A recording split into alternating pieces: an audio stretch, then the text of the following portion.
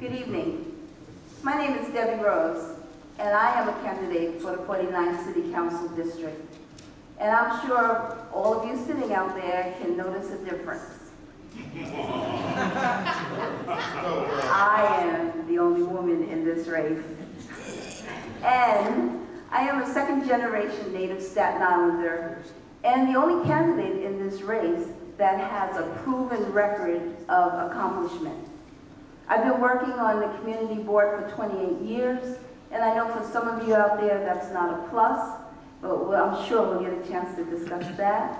But I've been working 28 years on the community board, and I have helped to actually bring and effectuate some change on the North Shore, including having worked with my friend Charlie Langeri for years to bring a K-8 school to the Graniteville area.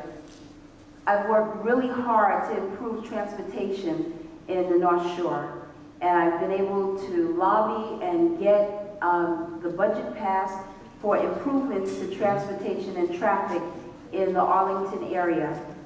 I have worked really hard in the area of healthcare, and all of you know that Staten Island had 5 hospitals. We now have 2, and I've worked very hard, even when I ran in 2001, to bring 2 child health care centers to Staten Island.